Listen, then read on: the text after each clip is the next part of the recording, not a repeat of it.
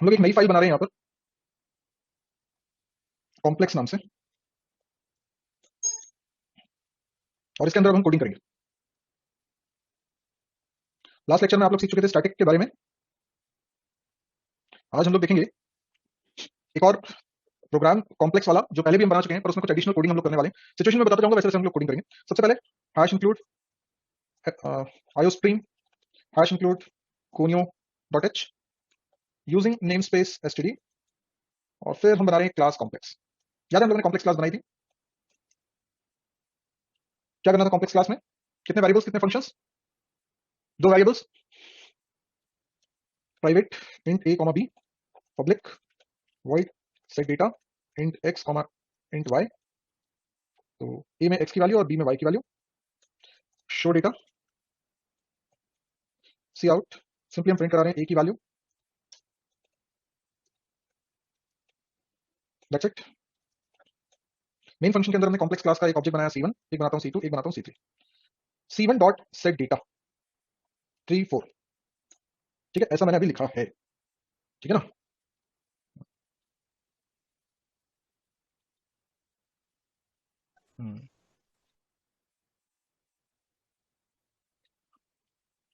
चलिए किसी से बात की जाए। कुछ लोग क्लास में कभी भी कोई डाउट नहीं पूछते हैं, है ना, पता चले कि उनको कुछ आता है कि नहीं आता है। आशुतोष तिवारी, मैंने आपको अनम्यूट किया। Yes sir. आशुतोष, ये प्रोग्राम से आप कंफर्टेबल हैं? Yes sir. तो मुझे लाइन नंबर 22 को एक्सप्लेन करके बताइए। सर आपने कॉम्प्लेक्स क्लास का C1 ऑब्जेक्ट बनाया और उसके बाद sir set data function use कर रहे हैं, तो सर C1 डॉट ऑब्जेक्ट करके फंक्शन यूज करते हैं, उसमें 3 4 आर्गुमेंट पास कर रहे हैं। C1 एक ऑब्जेक्ट है जिसने अपने सेट डेटा फंक्शन को कॉल किया, जिसमें 3 4 एज एन आर्गुमेंट पास हुआ। Yes, very good. अब ये 3 4 गया कहां? ये सर 3 4 AB में स्टोर हो गया। डायरेक्टली डायरेक्टली ए और बी में चला गया या पहले कहीं और गया था? ये नहीं पता सर। अरे क्यों नहीं पता? सेट डेटा फंक्शन की कोडिंग सामने लिखी हुई है। सर डायरेक्टली चला गया। जब तुमने ये 3 4 पास किया तो ये एक्चुअल आर्गुमेंट है कि फॉर्मल आर्गुमेंट है? सर ये एक्चुअल आर्गुमेंट है। Very good. तो फॉर्मल आर्गुमेंट कौन है? Formal argument sir int x और int y है। तो 3 और 4 पहले किसमें गए? एक्चुअल आर्गुमेंट से फॉर्मल आर्गुमेंट में int x और int y में गए। एक्स और वाई में गए ना, डायरेक्ट ए बी में तो नहीं गए ना। Yes sir. हाँ, ये तो पूछ रहा था, तो पता तो है आपको। 3 और 4 एक्स और वाई में गए, और फिर एक्स और वाई से कॉपी हो गए ए और बी में, है ना। Yes sir. हाँ, अच्छा मुझे बताओ, अगर यहाँ पर हम देखें लाइन नंबर 11 में, तो ये तो पता चल ही नहीं रहा कि ये ए और बी C1 के हैं कि C2 के हैं या C3 के हैं। नहीं पता चला सर। तो ये कैसे पता चलेगा कि ये किसके हैं? एक्स और वाई का डेटा ये C1 के ए में जा रहा है कि C2 के ए में जा रहा है कि C3 के ए में जा रहा है, कैसे पता चलेगा? ये सर आपने C1 डॉट सेट डेटा लिखा तो C1 के ए में जाएगा। Very good. C1 dot set data लिखा है, इसलिए C1 के ए और बी है ये। अगर मैं लिख दूं C2 डॉट सेट डेटा, तुम्हें सब समझ में आ रहा है? आशुतोष, बिल्कुल सही है तुम्हारी परफॉर्मेंस, है ना, बहुत कॉन्फिडेंटली इंटरेक्ट करो, कोई टेंशन मत लो। 5 6 लिख रहा हूं मैं। अभी ये लाइन समझ में आ रही है? इससे क्या हो रहा है? यस सर C2 के में डेटा जा रहा है। C2 के अंदर डेटा जा रहा है, बिल्कुल सही है। तो अगर हम डायग्रामेटिकली समझें तो इसका मतलब ये हो रहा है कि एक ए नाम का वेरिएबल है, एक बी नाम का वेरिएबल है, दो वेरिएबल्स हैं हमारे पास, इनको मैंने नाम दे दिया ए और बी, और ये पूरा पूरा एक ऑब्जेक्ट है। और इस तरीके से हमारे पास कुल मिलाकर 3 ऑब्जेक्ट्स हैं मेन फंक्शन के अंदर, और ये ऑब्जेक्ट्स के नाम हमने रखे हैं C1, C2 और C3। तो ये समझ में आ रहा है कि C1 के ए और बी में क्या आ चुका है? Yes sir. 3 और 4, 4। और C2 के ए और बी में क्या आ चुका है? 5 और 6। यहां तक की कहानी हमें समझ में आ रही है। अब मैं क्या करना चाह रहा हूं कि C3 में रखना चाहता हूं C1 प्लस C2। क्या होगा बताइए? सर C में तो सर ऐसा अलाउ नहीं था स्ट्रक्चर में। सी में ये अलाउ नहीं था। सी में तो ऑब्जेक्ट बनाते भी नहीं थे। सी में कहां पर करके दिखाते हैं सर? तो C स्ट्रक्चर में में। स्ट्रक्चर में सर ऐसा उसमें अलाउ नहीं था ये। बिल्कुल सही कह रहे हो, वहां पे अलाउ नहीं था, तो यहाँ पे भी अलाउ नहीं होगा। यहाँ पे भी अगर C1 प्लस C2 लिखेंगे तो गलत होगा, एरर होगी। तो हमारा इंटेंशन ये है कि हम C1 और C2 को ऐड करना चाहते हैं और रिजल्ट को C3 में रखना चाहते हैं। कॉम्प्लेक्स नंबर के बारे में तो आपको पता ही है कि कॉम्प्लेक्स नंबर एक है 3 प्लस 4 आयोटा जो कि C1 में रखा है, और एक है 5 प्लस 6 आयोटा जो कि C2 में रखा है। अब मैं चाह रहा हूं कि दोनों को कर दूं ऐड। अब दोनों को ऐड करने से रिजल्ट आएगा, कितना आएगा? 8 प्लस 11 10 आएगा। 10 आएगा, है ना। तो ये वैल्यू मैं चाहता हूं C3 में चली जाए, मतलब C3 के ए में क्या चला जाए 8, और C3 के बी में क्या चला जाए 10, ये मैं चाहता हूं। अब सोच के देखो कि यहां पर ये चीज होनी चाहिए थी, पर ऐसा हो नहीं पा रहा है। इसलिए नहीं हो पा रहा है क्योंकि प्लस ऑपरेटर के ऑपरेंड्स, देखो प्लस भी पहले से डिफाइंड है, प्लस को कैसे काम करना है ये लैंग्वेज में पहले से कोडेड होगा ना, तब तो प्लस हो पाता है। तो प्लस के ऑपरेंड्स अगर इंटीजर वैल्यू होती, इंट टाइप के, तो एडिशन हो जाता। प्लस के ऑपरेंड्स अगर फ्लोट टाइप की वैल्यू होती तो भी एडिशन हो जाता। पर अभी प्लस के ऑपरेंड्स हैं कॉम्प्लेक्स टाइप का डेटा। C1 और C2 का टाइप क्या है? कॉम्प्लेक्स। तो इसीलिए कि ये कॉम्प्लेक्स टाइप की वैल्यू को ऐड करने की कोडिंग कभी भी करी नहीं गई है। दो इंट को ऐड करने की कोडिंग पहले से रही होगी, तब तो दो इंटीजर को बीच में प्लस लगा देते हो तो ऐड हो जाते हैं, दो फ्लोट वैल्यू के बीच में प्लस लगा देते हो तो ऐड हो जाते हैं, क्योंकि उनकी कोडिंग पहले से की गई है। कैसे डेटा को ऐड करना, वो कोडिंग हो चुकी है। पर यहां पर C1 और C2 को ऐड करने की बात आ रही है, और ऐसा कोई प्लस ऑपरेटर कहीं पर डिफाइंड नहीं है, पहले से तो हो ही नहीं सकता, क्योंकि कॉम्प्लेक्स क्लास तो अभी हमने बनाई है, कॉम्प्लेक्स क्लास पहले से तो 3 ही हमने बनाई है, तो जब तक हमने नहीं बनाई थी तब तक तो ये डेटा टाइप था ही नहीं, तो फिर इस टाइप की वैल्यू के होने का भी कोई मतलब नहीं था। तो पहले से ऐसा कोई प्लस ऑपरेटर डिफाइंड हो ही नहीं सकता जो दो कॉम्प्लेक्स टाइप की वैल्यू को ऐड करना जानता हो। और अभी हमने कॉम्प्लेक्स डेटा टाइप बनाया है, उस डेटा टाइप की डेफिनेशन के अंदर हमने भी ऐसा कुछ स्पेशल लिखा नहीं है जिसके कारण ये दोनों ऐड हो सके। क्या ये बात समझ में आ रही है? Yes sir. ठीक है, थैंक यू आशुतोष। तो बहुत सिंपल सी बात है कि प्लस ऑपरेटर प्रिमिटिव टाइप की वैल्यूज पर वर्क करता है। प्लस क्या, जितने भी ऑपरेटर्स हैं बेसिकली वो प्रिमिटिव टाइप की वैल्यूज पर वर्क करते हैं, लेकिन यहां पे नॉन प्रिमिटिव टाइप की वैल्यू को प्लस करने को हम कह रहे हैं, और प्लस ऑपरेटर को इस टाइप की वैल्यू को ऐड करना नहीं आता है। इज दैट ओके, या कोई डाउट है? ठीक है, तो अब ये दोनों को ऐड करना मेरा इंटेंशन है, पर इस तरीके से ऐड नहीं हो सकता, तो मुझे दूसरी क्रम लगानी पड़ेगी। मैं सोच रहा हूं कि यहां पर इस जगह पर ऐड नाम का एक फंक्शन बनाकर कॉल कर लूं जो एडिशन का काम परफॉर्म कर दे। Is that okay? जैसे अभी मैंने लिखा है लाइन नंबर 24, ऐसे नहीं लिख पाऊंगा, तो भूल जाओ इस लाइन को। और हमारा गोल क्या है? C1 और C2 के डेटा को ऐड करके C3 में रखना, यही काम करना है मेरे को। और अब ये काम करने के लिए जो मुझे कोडिंग लिखनी है उसके लिए मैं एक फंक्शन बना लेता हूं। मान लो फंक्शन का नाम मैं रख देता हूं ऐड। तो क्या तुम्हें समझ में आ रहा है ऐड फंक्शन को क्या काम करना है? सभी को समझ में आ रहा है ऐड फंक्शन को क्या काम करना है? हाँ, तो मुझे एक सवाल का सोच समझकर जवाब दो कि जो ऐड नाम का फंक्शन मैं बनाऊंगा, इसे कॉम्प्लेक्स क्लास का मेंबर बनाना कंपलसरी है, या नॉन मेंबर फंक्शन बनाना कंपलसरी है, या दोनों में से कुछ भी कर सकता हूं?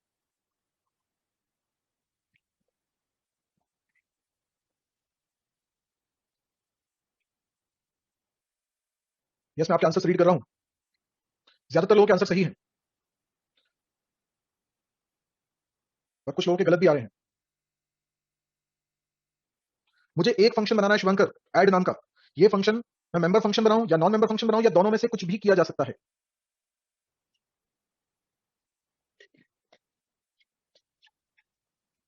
सुनो, ये किस आधार पर तय होगा कि इसे मेंबर फंक्शन होना चाहिए कि नहीं होना चाहिए?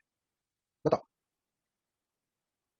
किसी किसी एक आध से बात करता हूं, किसी एक आध से मैं बात करता हूं तो समझ में आएगा। शुभम डम, शुभम आप मुझे बताइए क्या होना चाहिए? सर ये काम हम सारे नॉन प्रिमिटिव डेटा टाइप पे करना चाहेंगे, हम्म। तो I think it should be outside the class. सारे नॉन प्रिमिटिव डेटा टाइप जो अभी बने नहीं है उनकी टेंशन अभी छोड़ते हैं, अभी सिर्फ कॉम्प्लेक्स के बारे में सोचते हैं। तो कॉम्प्लेक्स टाइप की वैल्यू को ऐड कर सके, अभी मुझे ऑपरेटर नहीं बनाना है, मुझे C1 प्लस C2 नहीं लिखना है अभी तो मुझे ऐड नाम का एक फंक्शन बनाना है जो दोनों डेटा को ऐड कर सके। तो मुझे ये बताओ, ये ऐड नाम का फंक्शन कॉम्प्लेक्स क्लास में मेंबर बनाना कंपलसरी है, नॉन मेंबर बनाऊं, या दोनों में से कुछ भी कर सकता हूं? सर कंपल्सरी तो नहीं है सर। कंपलसरी नहीं है। अच्छा, तो हम ये कैसे तय करेंगे कि कोई फंक्शन मेंबर फंक्शन ही होना चाहिए? सर उसका जो स्कोप हमें रखना है उसके हिसाब से, उस फंक्शन की कैपेबिलिटी के हिसाब से नहीं। स्कोप यानी जहाँ उसे यूज करना पड़े उस हिसाब से। क्या फर्क पड़ेगा? अगर अंदर डिफाइन करोगे और बाहर डिफाइन करोगे तो स्कोप पे क्या फर्क पड़ेगा? सर फिर वो उसी क्लास का मेंबर है तो दूसरी क्लास का ऑब्जेक्ट उसे नहीं एक्सेस कर लेगा। हाँ बिल्कुल सही है, तो हमें काम भी तो प्लस ये कॉम्प्लेक्स से रिलेटेड करना है ना। Yes sir. तो कॉम्प्लेक्स से रिलेटेड अगर काम करना है तो दूसरा ऑब्जेक्ट कॉल करेगा। मैं कोई यूनिवर्सल ऐड ऑपरेशन नहीं बना रहा हूँ कि किसी भी डेटा को ऐड कर ले। I want to create an add function which can add two complex type values. ठीक है सर, तो कॉम्प्लेक्स में बनाना ही ठीक रहेगा। क्यों? सर नहीं आइडिया सर। सेट डेटा को कॉम्प्लेक्स क्लास का मेंबर बनाना क्यों जरूरी है? क्योंकि हमें वेरिएबल्स को एक्सेस करना है ए बी को। बस यही लाइन इंपॉर्टेंट है। देखो कितने कम शब्दों में तुमने सही बात बोल दी, इस कॉन्सेप्ट को तुम जानते हो। Okay sir. अब जरा सोचो ये क्या बोल दिया तुमने। सेट डेटा फंक्शन क्यों मेंबर फंक्शन होना जरूरी है? क्योंकि उसे ए और बी को एक्सेस करना है, यस सर। और ए और बी को वही एक्सेस कर सकता है जो इस क्लास का मेंबर फंक्शन हो, यस सर। क्योंकि ए और बी प्राइवेट मेंबर्स हैं। Right sir. ठीक है, अब मुझे बताओ ऐड फंक्शन को ए और बी को एक्सेस करना है या नहीं करना है? चाहिए सर ए और बी उसको। बस तो यही आंसर है। Yes sir. क्योंकि ऐड फंक्शन को ए और बी को एक्सेस करना है तो उसे मेंबर फंक्शन बनाना कंपलसरी होगा। अगर तुम इसे नॉन मेंबर बना दोगे तो ए और बी को एक्सेस ही नहीं कर पाएगा, राइट सर। है ना? Yes sir. तो सोचो, तुम्हें कॉन्सेप्ट पता था, तुम्हें नहीं पता था ऐसी बात नहीं है। इसलिए कोशिश करो कि सवालों के जवाब तुम अपने नॉलेज से ही निकालो, उसको इधर उधर ढूंढने की बजाय तुम्हारे पास है नॉलेज, तुम उसी में से रीजनिंग ढूंढने की कोशिश किया करो। चलो ठीक है, थैंक यू। Thank you. तो सभी लोगों को बात समझ में आई? सभी लोगों को बात समझ में आई ना? तो मैं आप लोगों से इंटरेक्ट करके सवाल पूछता इसलिए हूं कि आपका दिमाग में जो मशीन लगी है वो भी काम करे। अपन सिर्फ सुनते रहेंगे तो ऐसा लगेगा प्रवचन चल रहे हैं बाबा जी के और बस अपन सुन रहे हैं। हमको सुनना नहीं है, समझना है, और जब समझना है तो सोचना है, और सोचेंगे तो उस नॉलेज का इस्तेमाल करेंगे जो ऑलरेडी दिमाग के अंदर बैठा हुआ है, और बार बार उसको इस्तेमाल करेंगे तो वो रिवाइज होगा। वो रिवाइज होगा तो न्यूरॉन्स के जो सिनेप्टिक वेट्स हैं वो मजबूत होते जाएंगे, वो हैवी होते जाएंगे, तो याददाश्त आपकी उसकी अच्छी रहेगी। तो सब आता है आपको, सब आता है, लेकिन आपको थोड़ा सोचना है, एनालाइज करो, अपनी एनालिटिकल एबिलिटी को बढ़ाओ। तो अब जब हम ये सोचना चाह रहे हैं कि ऐड फंक्शन मेंबर बनाए, नॉन मेंबर बनाए, या कुछ भी बना सकते हैं, तो हमें ये समझने की कोशिश करनी चाहिए कि किसी फंक्शन को मेंबर बनाते हैं तो उसकी क्या यूएसपी है। क्या खास बात होती है मेंबर फंक्शन की? मेंबर फंक्शन की खास बात ये होती है कि वो क्लास के प्राइवेट मेंबर को एक्सेस कर सकते हैं, जो कि नॉन मेंबर फंक्शन नहीं कर सकते हैं। तो हमें सोचना है कि ऐड फंक्शन की जरूरत क्या है? ऐड फंक्शन को अपना काम करते वक्त ए और बी को अगर एक्सेस करने की जरूरत है तो फिर आप उसे मेंबर ही बनाओगे, इसलिए हम मेंबर फंक्शन बना रहे हैं। तो ये बात तो कंफर्म हो गई कि ऐड फंक्शन मेंबर फंक्शन बनेगा, लेकिन अभी सवाल खत्म नहीं हुआ। अब मैं आपसे ये पूछना चाहता हूं कि ऐड फंक्शन के अंदर अगर मैं ए लिखूंगा तो वो किसका ए होगा? ऐड फंक्शन में अगर स्मॉल ए लिखता हूं तो वो किसका होगा? C1 का होगा कि C2 का होगा कि C3 का होगा? Very good Shiva. जो ऐड को कॉल करेगा, ये मुझे सबसे अच्छा लगा आंसर शिवा। जो ऐड को कॉल करेगा, यस अंकित, जिस ऑब्जेक्ट ने कॉल किया होगा ऐड फंक्शन को, ऐड फंक्शन के अंदर का ए उसी का होगा। तो जिसने ऐड फंक्शन को कॉल किया होगा उसको हम कॉलर ऑब्जेक्ट बोल सकते हैं या करंट ऑब्जेक्ट बोल सकते हैं। ऐड फंक्शन को जिस ऑब्जेक्ट ने कॉल किया होगा उसको हम इस समय करंट ऑब्जेक्ट या कॉलर ऑब्जेक्ट में से कुछ भी बोल सकते हैं। तो ए किसका होगा? कॉलर ऑब्जेक्ट का होगा, करंट ऑब्जेक्ट का होगा। ठीक है, मुझे बताइए ए को ऐड करने के लिए, अच्छा पहले तो ऐड फंक्शन कॉल करना है ना, तो इस लाइन को मैं थोड़ा चेंज करता हूं। इस लाइन में ऐड फंक्शन को क्या मैं ऐसे कॉल कर सकता हूं? नहीं, अभी हमने बात करी इसको ऐसे थोड़ी कॉल करेंगे, ये तो मेंबर फंक्शन है, इसको ऐसे थोड़ी कॉल करेंगे। कैसे कॉल करेंगे? C1 dot add. तो मैंने लिखा C1 डॉट ऐड। जैसे मैं सेट डेटा को कॉल कर रहा हूं वैसे ही मैंने ऐड फंक्शन को भी कॉल किया है, लेकिन ये सेट डेटा फंक्शन और ऐड फंक्शन में एक डिफरेंस है। बता सकते हो क्या डिफरेंस है? उनकी रिक्वायरमेंट अलग अलग है। क्या रिक्वायरमेंट अलग अलग है? यस निखिल, बहुत अच्छी बात है, वेरी गुड। नहीं बेटा आदर्श, तुम अलग ट्रैक पे जा रहे हो, कुछ कॉन्सेप्ट गड़बड़ है तुम्हारे, स्टैटिक की तो कोई बात ही नहीं हो रही है।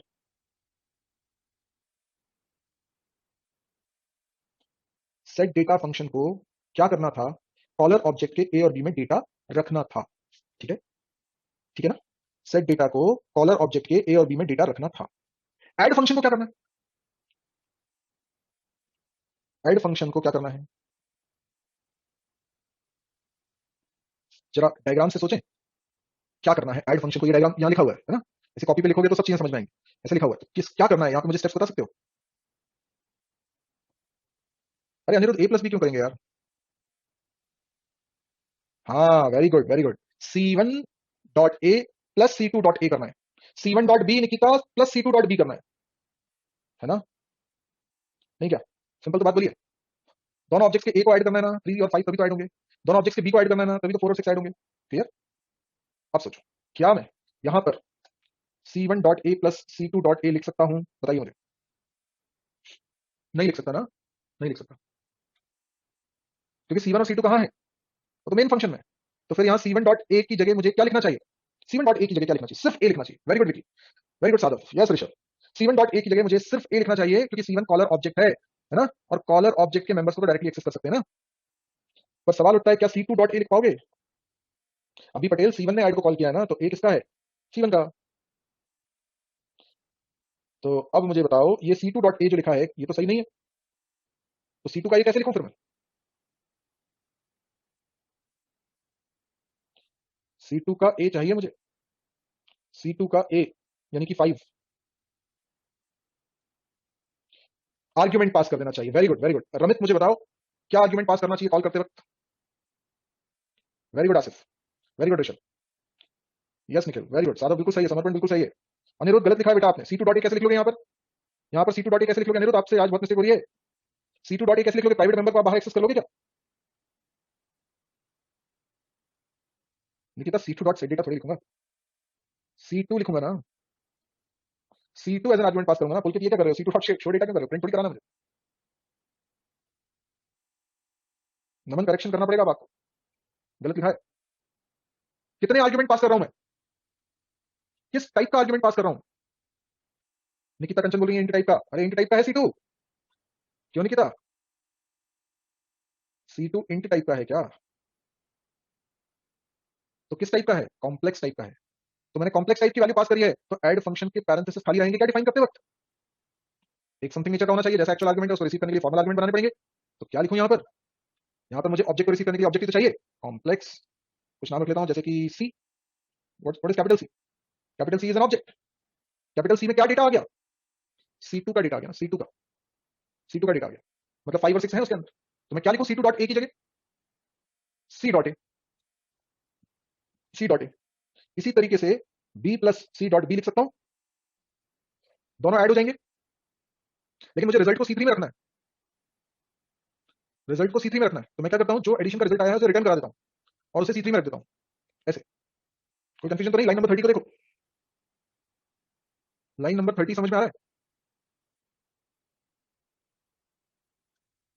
अनिरुद्ध अनम्यूट कराया मैंने। Yes sir. सर अनिरुद्ध मुझे लाइन नंबर 30 को एक्सप्लेन करके बताओगे? सर आपने जो इसका वो है मतलब जो ये रिटर्न करेगी वैल्यू वो C3 में स्टोर होगी, लेकिन सर यहाँ पे जैसे दो वैल्यूज रिटर्न तो हम कर नहीं पाएंगे, जैसे हमने कौन कह रहा है दो वैल्यू? इसलिए तो मैं कह रहा हूँ जो मेरा सवाल है उसका जवाब दो, तुम्हारे डाउट अपने आप क्लियर हो जाएगा। पहले तो लाइन नंबर 30 को एक्सप्लेन करो। सर तो जैसे C1 डॉट ऐड से हमने उसमें ऐड फंक्शन में हमने C2 का डेटा भेजा जो पैरामीटर में था, तो उसके बाद ये ऐड हो गया a plus C dot A और b plus C dot D, ये दोनों ऐड हो गए। उसके बाद सर C3 में वो वैल्यू हमने स्टोर करा दी। अब ध्यान से सुनना मेरी बात। इस लाइन को जब एक्सप्लेन करने का पूछा जाए इंटरव्यू में, लाइन नंबर 30 को सभी लोग ध्यान सुने, तो इसको इस तरीके से बोलेंगे, C1 ऑब्जेक्ट ने अपने ऐड फंक्शन को कॉल किया, उसमें C2 एज एन आर्गुमेंट पास किया, और फिर ऐड फंक्शन ने जो रिटर्न किया वो C3 में असाइन हुआ। ठीक है, बात वही है, बिल्कुल क्रिस्प एंड क्लियर होनी चाहिए बात कि क्या हुआ है। C1 ने ऐड को कॉल किया, तो इससे समझ में आ रहा है C1 कॉलर ऑब्जेक्ट है, ऐड उसका member function. C2 as an argument pass हुआ, इसका मतलब कॉम्प्लेक्स टाइप की value as an argument pass हुई थी। कितनी वैल्यू पास हुई थी? क्यों नहीं? सर एक मतलब अभी C1 डॉट ऐड C2 हमने एक वैल्यू पास कर दिया। नहीं, ऐड फंक्शन में मैंने C2 लिखा पैरेंथेसिस के अंदर, तो मैंने कितनी वैल्यू पास कर दी? सर दो वैल्यू। दो वैल्यू की एक वैल्यू? सर जैसे sir C2 dot add data से हमने दो वैल्यू 5,6 करी थी ना। हाँ, तो सर दो वैल्यू मतलब एक हुई 5 और एक हुई 6, तो दो गई ना वैल्यू मतलब। This is the problem. जो तुम्हारे को कंफ्यूजन हो रहा है उसका उसकी प्रॉब्लम की जड़ ये है। तुम C2 को एक नहीं मानते हो, तुम उसे दो मानते हो। अरे सारी मेहनत बेकार हो गई, हम इनकैप्सुलेशन कर क्यों रहे हैं? ताकि आप उसे एक मानो। C2 ने पैकिंग कर दी ना, ए और बी तो उसके अंदर है। C2 तो एक सिंगल यूनिट है ना। तो C2 पास करा आपने, तो कितनी वैल्यू पास करी? एक वैल्यू पास करी। एक किस टाइप की वैल्यू पास करी? बताओ, एक वैल्यू किस टाइप की पास करी? कॉम्प्लेक्स टाइप की वैल्यू पास करी। अब उस वैल्यू के अंदर दो वैल्यू रखी है इंट टाइप की, वो बात अलग है। और हम ये नहीं बोलेंगे कि हम दो इंट वैल्यू पास कर रहे हैं, हम क्या बोलेंगे? एक कॉम्प्लेक्स टाइप की वैल्यू पास कर रहे हैं। वो एक टाइप है, डेटा टाइप है। तो हम क्यों बोलेंगे दो इंट? दो इंट कैसे पास होता है? सेट डेटा में हो रहे हैं दो इंट वैल्यू पास, और ऐड में हो रहा है एक कॉम्प्लेक्स टाइप की वैल्यू पास। दोनों में फर्क समझ में आया? दोनों सेम बात नहीं है। जबकि C2 के अंदर भी दो इंट वैल्यू रखी हुई है, आप इनडायरेक्टली दो इंटीजर वैल्यू पास कर रहे हो, लेकिन आप ये कभी नहीं बोलोगे कि ऐड फंक्शन में हम दो इंट वैल्यू पास कर रहे हैं। हम बोलेंगे ऐड फंक्शन में एक कॉम्प्लेक्स टाइप की वैल्यू पास हो रही है, और सेट डेटा फंक्शन में दो इंट टाइप की वैल्यू पास हो रही है। दोनों अलग अलग सिचुएशन। अगर सेम सिचुएशन होती तो फिर ऐड फंक्शन में फॉर्मल आर्गुमेंट में मैं एक कॉम्प्लेक्स टाइप का ऑब्जेक्ट बनाने के बजाय दो इंट टाइप की वैरिएबल नहीं बना लेता। अब अगर तुम्हें ये बात समझ में आ गई है तो मुझे बताओ, ऐड फंक्शन ने रिटर्न किस टाइप की वैल्यू करी है? कॉम्प्लेक्स। एग्जैक्टली, तभी तो वो C3 में जा रही है। तो ऐड फंक्शन को डिफाइन करते वक्त आप रिटर्न टाइप लिख दीजिए कॉम्प्लेक्स। वॉइड नहीं लिख सकते, इंट नहीं लिख सकते, क्योंकि आप कॉम्प्लेक्स टाइप की वैल्यू रिटर्न कर रहे हो। अब कॉम्प्लेक्स टाइप की वैल्यू रिटर्न करने का मतलब ये है कि आप जो C3 में चाहते हो, क्योंकि ऐड फंक्शन जो रिटर्न करेगा वो C3 में जाएगा, तो जो आप C3 में चाहते हो उसको टेम्परेरी अभी किसी ऑब्जेक्ट में रख लो, जैसे कॉम्प्लेक्स टेम्प एक बना लिया मैंने लोकल। ऐड फंक्शन खत्म होगा तो टेम्प डिस्ट्रॉय भी हो जाएगा, और लास्ट में मैं रिटर्न करा दूंगा टेम्प की वैल्यू। तो टेम्प में वो रखना जो तुम C3 में भेजना चाहते हो। तो temp dot A assign A plus C dot A, temp dot B assign B plus C dot B. ये लाइन समझ में आई? तो अब जब टेम्प के ए और बी में डेटा आ चुका है रिजल्ट, तो वो टेम्प हमने रिटर्न करा दिया जो कि यहाँ से C3 में आ गया। तो इसको जब हम पढ़ेंगे तो कभी भी हम इसको इतना नहीं देखेंगे कि C3 असाइन C1। नहीं तो कई लोग ये सोचने लगते हैं कि C1 का डेटा C3 में जा रहा है। नहीं, ये ऐड फंक्शन जो रिटर्न हो रहा है वो C3 में जा रहा है। वो तो ऐड को कॉल करने के लिए C1 लगा हुआ है यहाँ पर। ठीक है, थैंक यू। यस नमन, कर सकते हैं।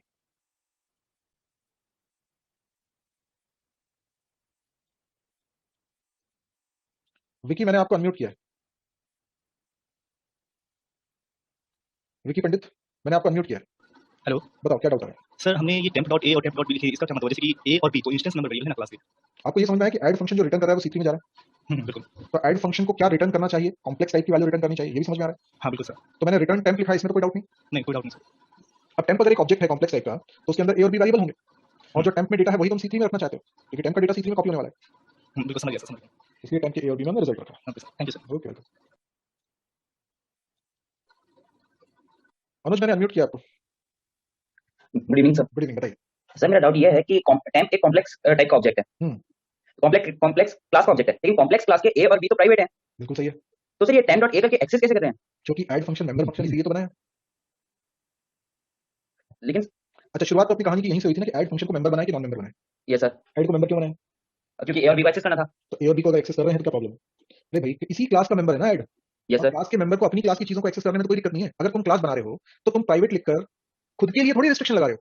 तुमने अगर प्राइवेट लिखा है अपने अपनी क्लास के मेंबर्स को, तो किसको एक्सेस नहीं करने दे रहे हो? जो तुम्हारी क्लास को यूज करेगा। यानी जो कोई मेन फंक्शन बना रहा होगा वो ऑब्जेक्ट बनाएगा तुम्हारी क्लास के लिए, लेकिन ऑब्जेक्ट डॉट लगा के तुम्हारे प्राइवेट मेंबर को एक्सेस नहीं कर सकता, सिर्फ पब्लिक मेंबर को एक्सेस कर सकता है। तो तुमने जो प्राइवेट मेंबर बनाए वो खुद के लिए प्राइवेट नहीं बनाए, तुम्हारी क्लास को यूज करने वालों के लिए प्राइवेट बनाए। अब ऐड फंक्शन तो तुम ही बना रहे हो ना, क्लास का मेंबर है। ये सर तो जैसे सेट डेटा फंक्शन ए और बी को एक्सेस कर रहा है तब तुम्हें डाउट नहीं आया, शो डेटा फंक्शन ए और बी को एक्सेस कर रहा है तब तुम्हें डाउट नहीं आया। तो ऐड फंक्शन अगर ए और बी को एक्सेस कर रहा है, चाहे सी के या फिर टेम्प के या C1 के, क्या फर्क पड़ता है? वो ए और बी को एक्सेस करने का अधिकार रखता है क्योंकि वो भी इसी क्लास का मेंबर फंक्शन है। Yes sir. क्लियर या कोई डाउट बचा है? सर बचा है, क्लियर नहीं हुआ। क्या बोलो बोलो। सर आपने कहा शो डेटा, अब हम जैसे object C1 dot show data कर रहे हैं, तो C1 show data function C1 के ऑब्जेक्ट्स को एक्सेस कर रहा है। हाँ, हमने टेम्प डॉट ए करा, और वो क्यों कर रहा है? क्योंकि शो डेटा मेंबर फंक्शन है। अगर शो डेटा मेंबर फंक्शन नहीं होता तो क्या तुम C1 डॉट शो डेटा लिख पाते? नहीं लिख पाते। लेकिन अब जैसे मेन फंक्शन में हम C1 डॉट ए करेंगे तो हम एक्सेस नहीं कर सकते क्योंकि non member. Non main non member. लेकिन अगर हम C1 के अगर हम temp डॉट ए मतलब क्लास के अंदर अगर हम temp डॉट ए कर रहे हैं तो हम एक्सेस कर सकते हैं क्योंकि वो मेंबर है, क्योंकि ऐड मेंबर फंक्शन है। क्योंकि ऐड मेंबर फंक्शन है इसलिए। Okay sir, clear? Okay thank you sir. Okay, yes Nikita कर सकते हैं। पर ये लॉजिक सभी को समझ में आया या नहीं आया? आदर्श क्या बोल रहे हो? बेटा स्टैटिक क्या कर रहे हो तुम? स्टैटिक क्यों बना रहे हो? तुम कोई और ही दुनिया में चल रहे हो आदर्श। चलो आदर्श तुमको अनम्यूट किया है, बोलो बेटा तुम क्या कर रहे हो ये स्टैटिक के साथ? अच्छा मैं सोच रहा था कि स्टैटिक हम जब कर देते हैं तो वेरिएबल सॉमन सॉमन सॉमन तो सॉमन सॉमन को कोई प्रोग्राम पर कोई प्रोग्राम एन होने तक भी चलेगा, तो इसलिए भर में कर दिया कि भर आगे के मुझे कोई भी दो नंबर को ऐड थोड़ी करना है, मुझे तो दो कॉम्प्लेक्स नंबर को ऐड करना है। दो कॉम्प्लेक्स नंबर C1 और C2 से रिप्रेजेंट हो रहे हैं, तो C1 C2 के अंदर जो A और B है वो तो स्टैटिक नहीं है ना। ये वो तो स्टैटिक नहीं तो तुम कोई और सवाल को सॉल्व कर रहे हो क्या, या इसी सवाल की बात कर रहे हो? सर इसी सवाल तो स्टैटिक से ये सवाल कैसे सॉल्व हो जाएगा? सर हम जो स्टैटिक इंट लेके सॉम सॉमन कर देते तो उसके बाद हम void आ करके एक फंक्शन लिखते, उसके बाद सॉम लेके सॉम इक्वल टू सॉम प्लस ए, तो सॉम में स्टार्टिंग वेरिएबल उसका 0 से 0 तो प्लस ए में जब हम C1 डॉट ऐड करके तो C1 का तो इससे C1 के A और B, C2 के A और B से कहाँ ऐड हो रहे हैं? हम C1 को आर्गुमेंट पर पास कर देते, एक्चुअल आर्गुमेंट पर पास करते C1 C2 C1 C2 पास कर देते हैं एक्चुअल आर्गुमेंट, ठीक है। फॉर्मल आर्गुमेंट में कौन होता? कॉम्प्लेक्स डाटा टाइप करके C and another data type कर देते कैपिटल X कैपिटल Y कर देता। चलो फिर तो हम sir sum equal to sum plus x dot a, sum equals to sum plus x dot a, ठीक है और y डॉट a का क्या हुआ? हाँ तो सर सॉम 1 हम अनदर स्टैटिक वेरिएबल कर लिया तो उसके बाद हम सॉम 1 इक्वल टू तुम x dot a plus y dot a क्यों नहीं कर रहे? हो जाएगा हो जाएगा। तो ये स्टैटिक को बीच में घुसाने की क्या जरूरत है? मैं तो ये नहीं समझ पा रहा, क्या जरूरत है स्टैटिक की? कोई ऐसा काम है जो स्टैटिक के बिना नहीं हो रहा हो? स्टैटिक की क्या आवश्यकता हो? तो जबरदस्ती तुम स्टैटिक यूज कर रहे हो। जी सर हाँ, तुम पिछली क्लास के सदमे से बाहर नहीं निकले होगे, वो स्टैटिक स्टैटिक चल रहा है तुम्हारे दिमाग में, तुम्हें लग रहा है स्टैटिक हर जगह यूज कर लो, है ना? ठीक है, यहाँ कोई स्टैटिक की जरूरत नहीं है, ठीक है। Okay okay okay. हाँ मनीष ऐसे भी कर सकते हैं, पर जिस तरह से अभी हमने किया है ना, इसके फायदे भी तुम्हें आगे समझ में आएंगे, इसलिए इसी तरीके से करो। आगे बताऊंगा, इसके फायदे भी मिलेंगे आपको। पर क्या अब तुम्हें दो कॉम्प्लेक्स नंबर को ऐड करने का तरीका समझ में आया? ऐड फंक्शन से तुमने पता है क्या सीखा? तुमने सीखा function call by passing object, जो अभी तक हमने नहीं करा था। अभी तुमने एक ऐसा फंक्शन बनाया जिसमें फंक्शन को कॉल करते हो तुम ऑब्जेक्ट पास कर रहे हो, और तुमने सीखा फंक्शन रिटर्निंग ऑब्जेक्ट, और यही function add function object return भी कर रहा है। तो इस एग्जांपल में दोनों चीजें सीखी तुमने, क्लियर है ना? ऐड फंक्शन में ऑब्जेक्ट भी पास कर रहे हैं और ऑब्जेक्ट रिटर्न भी हो रहा है, और ऐड फंक्शन के अंदर हम लोकली भी एक ऑब्जेक्ट बना रहे हैं, है ना? देखो धीरे धीरे करके ना तुम्हें ऊप समझ में आने लगेगी, और जब तुम्हें समझ में आने लगेगी ना तो तुम्हें इसमें मजा आएगा, तुम्हें इसे अपनाना पड़ेगा, ठीक है? जिसको समझ में आती जाएगी उसको सही लगेगी, जिसको अभी समझने में थोड़ी दिक्कत जाएगी उसको थोड़ा सा गड़बड़ लगेगी कि यार ये तो बहुत सारा हो रहा है, लेकिन जिसको ये समझ में आने लगेगी धीरे धीरे उसको इसमें मजा आने लगेगा। जितना डिस्कशन में आओगे, जितना सोचोगे, उतना क्लियरिटी आएगी, जितने अपने आप से सवाल जवाब करोगे उतना क्लियरिटी आएगी। हर चीज का रीजन तुम्हें पता है, बस सोचना है, अपने आप से बात करो उसमें। अब एक काम करना, कॉम्प्लेक्स क्लास में तुम्हें दो कॉम्प्लेक्स नंबर को ऐड करना तो आता था, सब्ट्रैक्ट करना भी आता होगा, और दो कॉम्प्लेक्स नंबर को मल्टीप्लाई करना आता है, आयोटा स्क्वायर -1 हो जाता है, याद है? दो कॉम्प्लेक्स नंबर को कैसे मल्टीप्लाई करते हैं? तो इसी कॉम्प्लेक्स क्लास में जैसे ऐड फंक्शन बनाया वैसे सब्ट्रैक्ट फंक्शन और मल्टीप्लाई फंक्शन भी बनाना है आपको, बना लोगे? अच्छा, और इसी तरीके से एक टाइम नाम की क्लास बनाना जिसके अंदर मिनट और सेकंड नाम के वेरिएबल्स हों, और टाइम क्लास का एक ऑब्जेक्ट एक पर्टिकुलर टाइम को रिप्रेजेंट करता हो, जैसे 3 घंटे 40 मिनट 20 सेकंड। तो दो टाइम के ऑब्जेक्ट को ऐड करने के लिए ऐड फंक्शन टाइम के अंदर बनाना। समझ में आता है दो टाइम कैसे ऐड होते हैं? टाइम क्लास के अंदर भी सेट टाइम और शो टाइम नाम का फंक्शन बना लेना जिससे इनपुट आउटपुट हो जाएगा, और एक ऐड टाइम नाम का फंक्शन या ऐड नाम का फंक्शन बना लेना, ठीक है? कर लोगे इतना? तो मैंने रिकर्शन वगैरह के असाइनमेंट दिए थे, ट्राई करें। कर रहे हो मेहनत की नहीं कर रहे हो? यस आदो करना पड़ेगा, टाइम को नॉर्मलाइज करके आपको प्रिंट कराना है। नॉर्मलाइज कैसे करेंगे? जैसे सेकंड, दोनों सेकंड ऐड होकर अगर 60 या उससे ऊपर हो रहा है तो फिर उसका कैरी ओवर होगा, कैरी फॉरवर्ड होगा मिनट में। हाँ तो वो करना है आपको। ऐसे थोड़ी बोलोगे कि 7 घंटे और 400 मिनट और 500 सेकंड, ऐसे थोड़ी बोलोगे। बोलते हो क्या किसी को ऐसा? नहीं ना। तो दो टाइम जब ऐड होंगे तो प्रॉपर उसको नॉर्मलाइज करके आपको बताना है। आशुतोष तिवारी, दो कॉम्प्लेक्स नंबर को मल्टीप्लाई करने का लॉजिक थोड़ी पढ़ाऊंगा मैं, ये तो पता होना चाहिए तुम्हें। मैंने हिंट भी दे दिया, आयोटा स्क्वायर -1 होता है। मैथ्स तो पढ़ी होगी, नहीं तो कोई छोटा भाई बहन हो उससे पूछना कि कॉम्प्लेक्स नंबर कैसे मल्टीप्लाई होते हैं, थोड़ी शर्मिंदगी आएगी तो जीवन भर याद रहेगा, और नहीं तो डिस्कशन फोरम में लिख देना, कोई ना कोई बैच में से ही बता देगा। अनिरुद्ध, तुम्हें टाइम को ऐड करने का लॉजिक नहीं आता, तुम्हें दो टाइम को ऐड करना नहीं आता, मतलब गजब कर रहे हो अनिरुद्ध। 3 घंटे 40 मिनट 50 सेकंड ये एक टाइम हो गया, 2 घंटे 10 मिनट 20 सेकंड ये दूसरा टाइम हो गया, इनको ऐड नहीं कर पाओगे। तो कोडिंग करके बता दो तो फिर तुम क्या करोगे? तुम्हें सिर्फ उतारने के लिए रखा है क्या कि बस कोडिंग मैं समझा दूं और उसके बाद फिर तुम बस उसको कॉपी में उतार लो? अरे तुमको ही सोचना है। हाँ इजी है बेटा, बहुत इजी है, इतना उसको परेशान क्यों हो रहे? डायग्राम बनाओ जैसे मैंने ये बनाया, ऐसे बनाओ, किसको किससे ऐड करना है सोचो। ये मैंने कैसे किया कॉम्प्लेक्स नंबर, ये सब मैं लिख के क्यों बताता हूँ? मुझे थोड़ा ना सीखना है, मैं तुम्हें ये करके बता रहा हूँ कि तुम भी जब कोई प्रोग्राम्स करते हो तो ऐसा किया करो। ऐसे लिखते हैं तो क्लियरिटी आती है कि क्या करना है अपने को। ठीक है, चलो अभी आज की क्लास एंड करते हैं, नेक्स्ट क्लास में हम लोग पढ़ेंगे कंस्ट्रक्टर। चलिए गुड नाइट।